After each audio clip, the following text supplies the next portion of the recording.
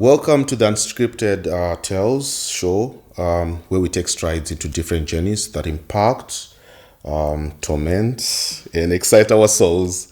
I'm your host, Taku Masawi, and today I'm joined by the amazing Mary Razemba, the coach.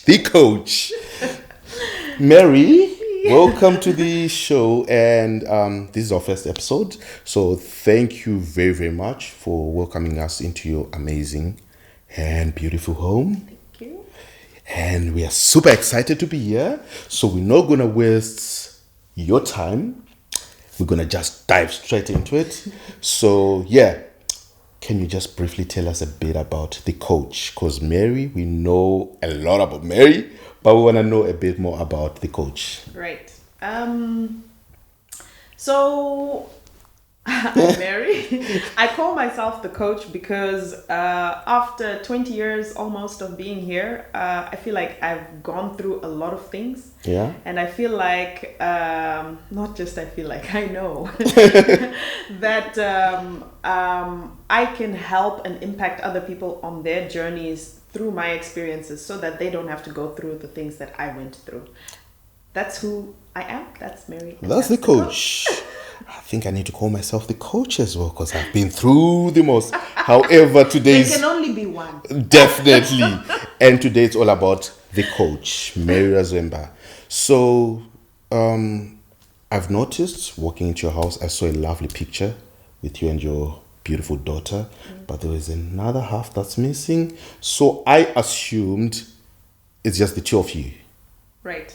Would you care to tell us a bit about that journey, how it became just the two of you? Let's start off with how it felt just holding that beautiful lady in your arms the first time. Oh, my baby. Yes. I became a mom at 24. Okay. It's the best thing that ever happened to me. Yeah. Seeing her for the first time was knowing love.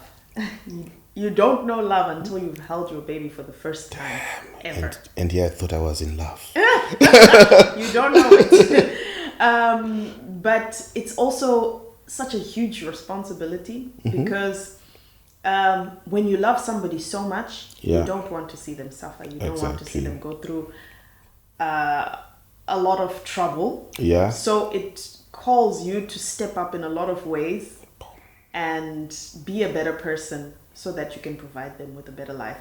So in a lot of ways, my daughter is my biggest love, but she's also my biggest motivation. Okay. And my biggest strength. And she has always been along my journey. Yeah, I think that's a lifetime partner. Yeah. And then now, which leads us to the other missing part of the picture, because the picture, I feel like the picture needs to have 1, 2, 3, and there's only 1, 2, and the 3 part is missing. According to the norm, that's the society norm. Yeah. Thank you for using that word. The society norm. So there's 1, 2, 3. And on your picture, there's 1, 2. Right. So I wanted to come to the third one. Then I was like, I think Mary is the best person to let me know if I can count to 3 or end at 2. No 3.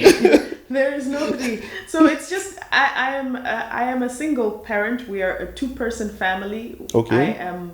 It's just me and my daughter. Mm-hmm. Not that there haven't been other people who come and go, but for the most of it, it's just the 2 of us. Okay. Yeah. So. And it's interesting that you call it a norm. Yes. Because, all my life, like I said, I had my daughter when I was 24. I'm 39 now. My daughter's almost 15. And all my life, you get judged about that, about being a single parent, about, not having a partner, about, leaving a relationship or choosing not to be in a certain relationship. You get a lot of judgment, especially from our community. I won't lie, especially from our community. Is it only here in Europe where the judgment is, or only in Zimbabwe, or basically both parties? I can't speak for Zimbabwe because I don't live there. Oh, yeah. But I can speak for community here.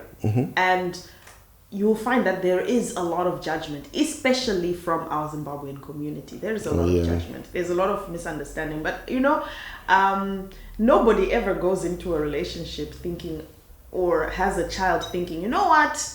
I'm just going to have a child. And I'm then going be a to single leave mom. you. Yes, exactly. I'm going to be a single mother. I'm going to dump you. Intentional. I'm coming in there and I'm going to jump out. Right. However, I've actually had people saying, at this point, I just want to have a child.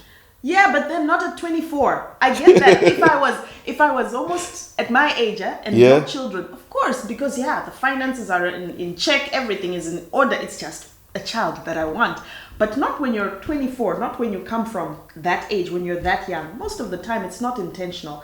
It's a culmination of circumstances that cause you to be in that situation. But I feel like it's not a handicap.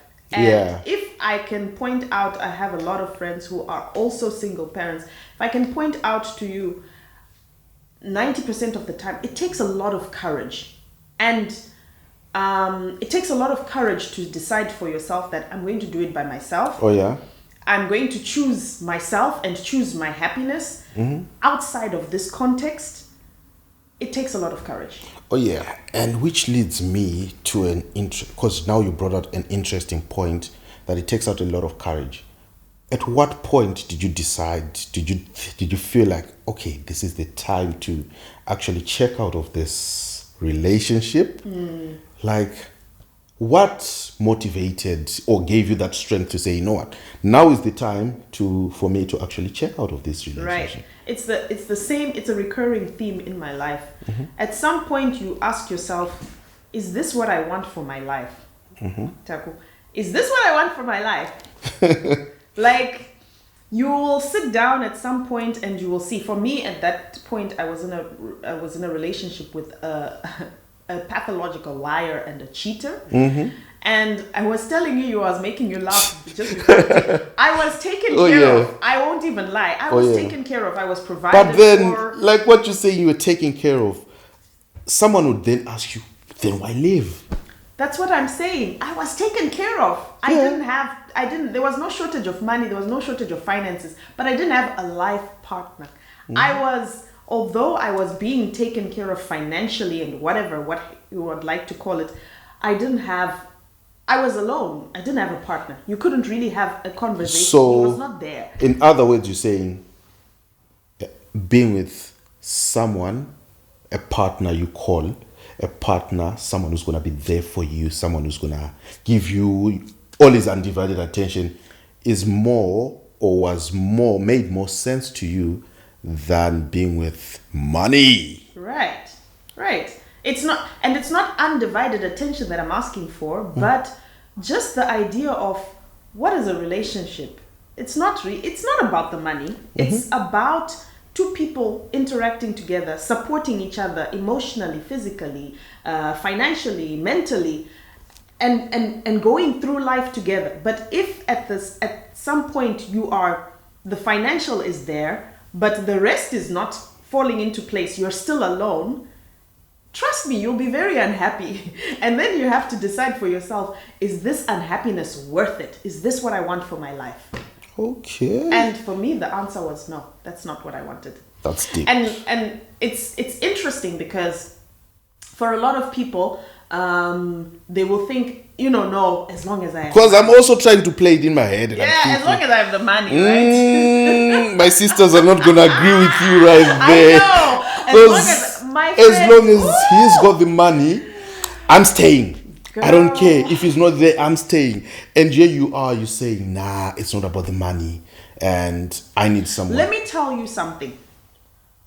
Money, you can make for yourself. Oh, yeah? I'm not suffering. I have problems, but I have problems that are not poverty problems. You understand what I mean? They are different problems. You understand what I mean? Oh, yeah. Money you can always make. At the end of the day, there's this song by Diddy. It's very controversial to talk about Diddy right now, but there's this song about Diddy, from Diddy, where he says, I can't impress you with the cards and the wealth, because any woman with will and drive can get it for herself. Oh, yeah. Right? Yeah. And at the end of the day, that part, that money part, you can make it. But what do you need? At the end of the day, as a human being, what do you need? When you were 15 and you fell in love with that first boyfriend of yours the first time, what did you need? You needed that connection. You needed that companionship. You needed that. And that's what it's about. It's not really about the money. And when you don't have that, trust me, you'll be very unhappy. You'll be unhappy. But some might argue and say, if you don't have money as well, you'll be very unhappy. That's true. It's true. Yeah. So now how do you, because I feel like for you, now it's easier to define and pick from the two because you've gone through some certain experiences that made you see things that you couldn't see at the 15-year-old. The 15-year-old you couldn't see, but now, because you've gone through these life-changing experiences, you're in a position to say, you know what, I've been there. I might have been naive at some point, but this is how it's supposed to be. This is me chasing happiness, me sorting for happiness, not sorting for money. Because now I'm your friend, I know you, and I know what you've accomplished, and I can attest to everything you're saying. To say, money you can make for yourself. Whatever you need, you can get for yourself at this point. Right. But if you're going back to 16-year-old you, she's gonna be like, my sister, that's a lie. You need Gucci. Right. You need Prada. Right. Brother is providing all of that. Right. Why would you choose saying happiness? Happiness is money. Right. So I can understand from that perspective you giving out now because the mature you has gone through all of this. But now how would you put a sister or advise a sister who's still at 16, who's still at 20? Let me tell you something. You can't advise her. So she has to go through it. You can't advise her. It doesn't matter what you say to her. You can't advise her. If my older self had come back to me at that point in time and told me, you know what, it's not that important, or this is what you need in your life, I probably would not have listened. Some journeys you just have to walk to understand. And listen, because this is my truth, this is my journey, this is what I believe for myself, doesn't mean that it fits for everybody. It doesn't mean it's right for everyone. There are some people who will rather, they don't care. Give me the money and I'm good. But for Mary, for me, it was not. I think this is good. I'm going to take you a bit back because now we're talking about Mary and we had sidelined a bit to just being a bit general. So talking about Mary, what led Mary to jumping out? Like, what pushed Mary to say, you know what, 3 is no longer going to fit in our picture. We want to be 2. Because as you explained, you had everything. So like, what was the pushing force to say, I understand you had said there was the whole, you wanted a love partner. But now you have a child. Didn't you think also it would also impact in the sense of financial stability with the child, moving from a person who was providing everything and now being by yourself with a child? Right. What pushed me?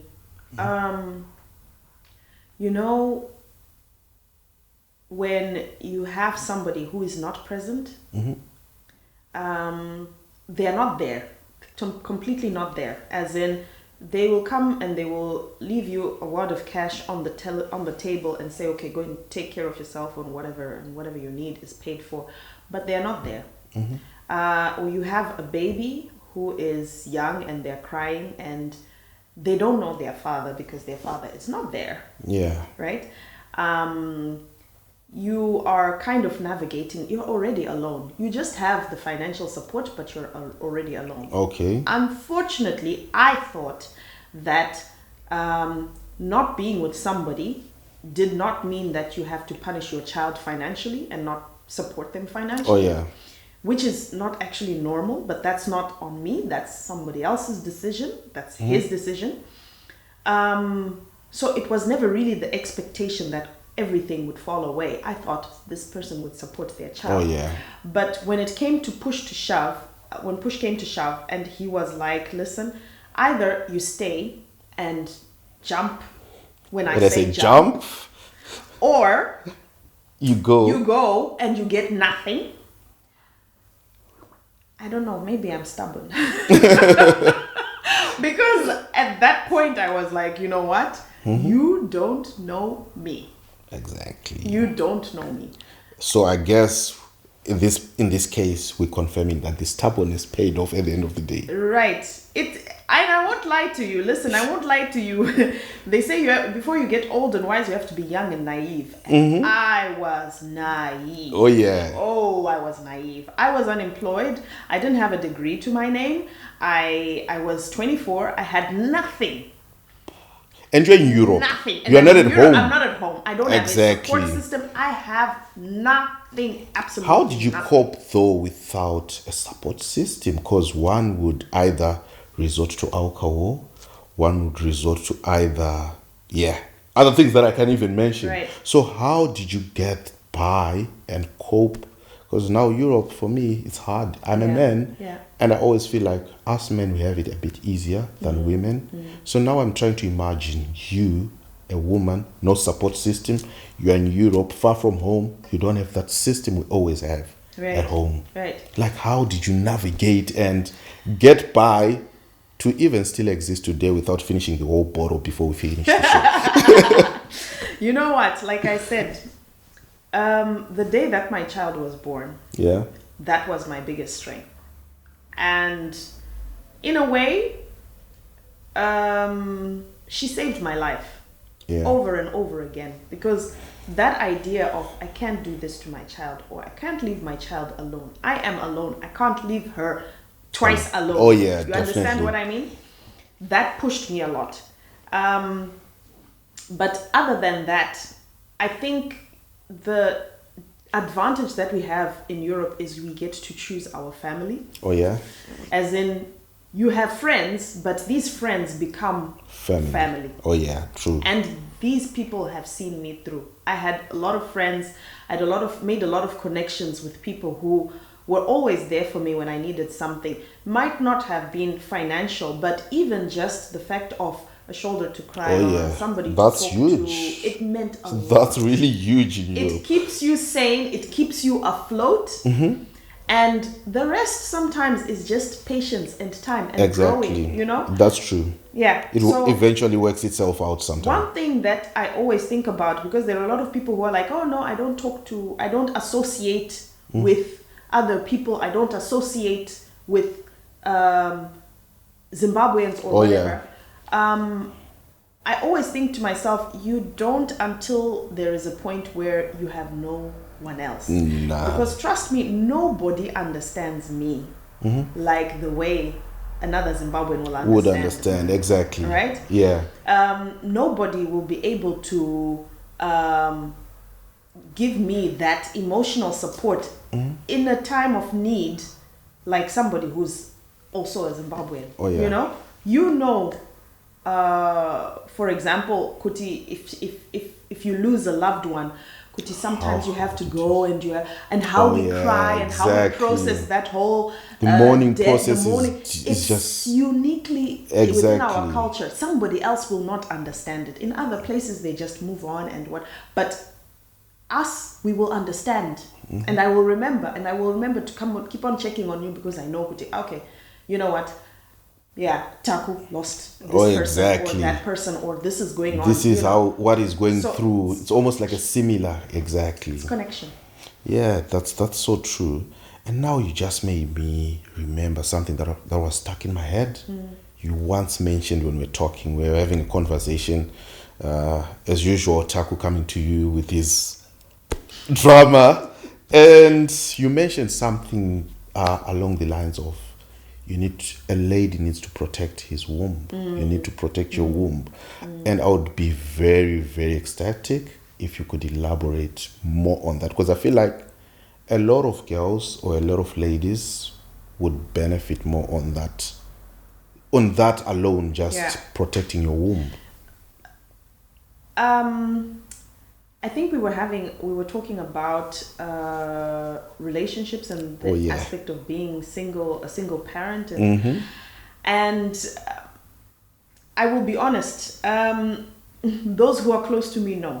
When I had my daughter, it was a matter of, this guy begged me, you have to have a kid for me, we have to have a child. I think I told you this. Like, Oh, we have to yeah. have a kid together, you have to do this, we have to, And at some point, I was just like, meh, okay. Let's just do it. Meh, okay. It's just a child. It's just popping a child. That's how you're making it sound, like it's just popping a child. But that, I didn't think deeper about it, right? I didn't think deeper about it. I didn't think anything of it except, okay, yeah, let's have a child together with this guy.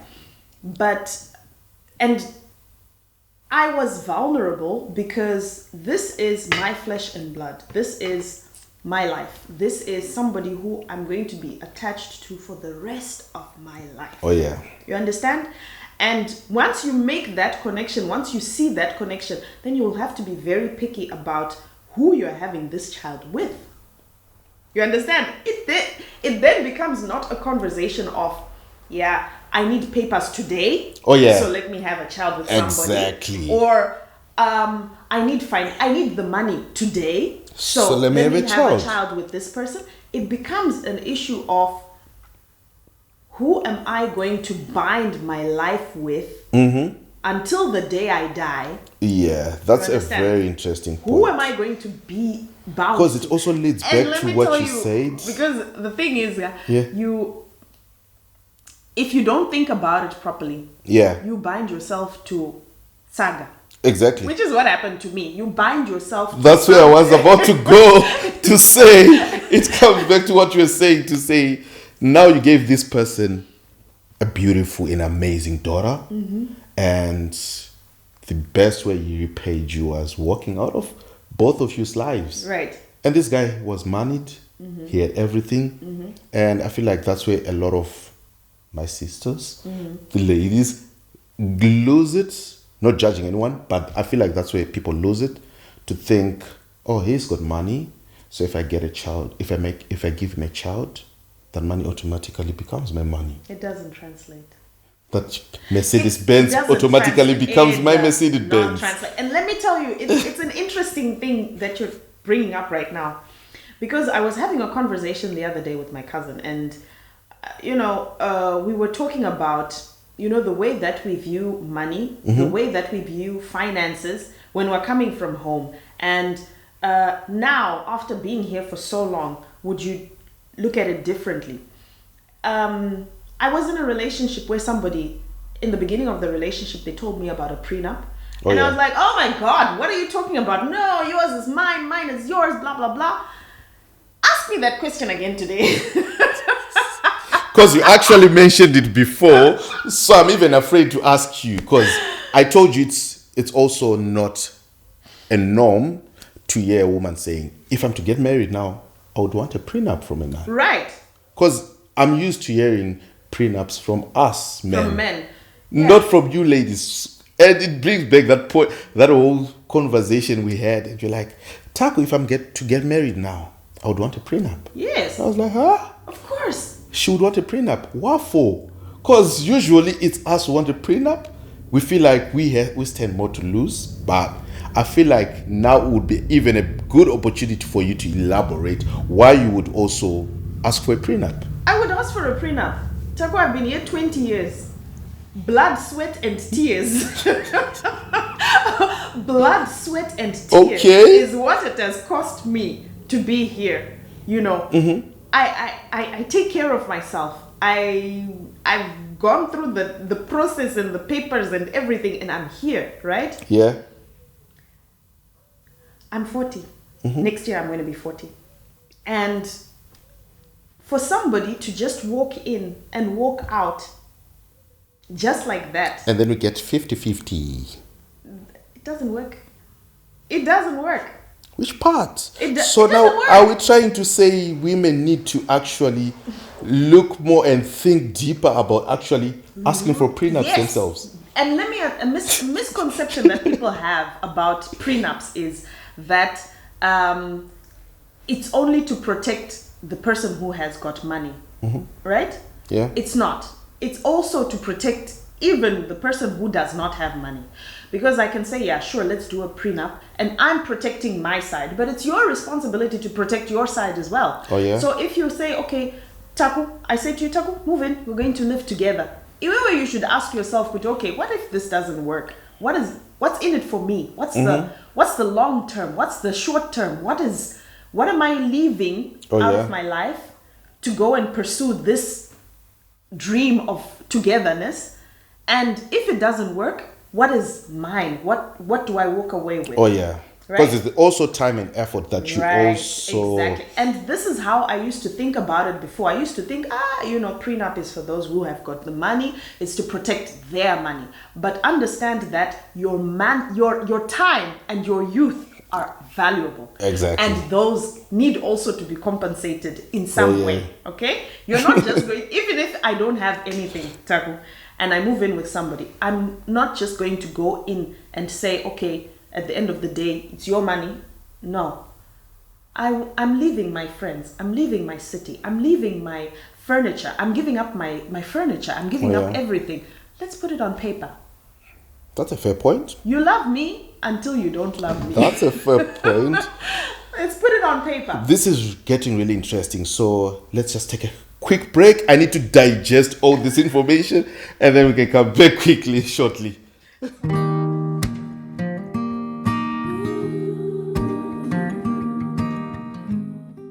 Okay, so coming back to the prenup issue. It's a controversial issue.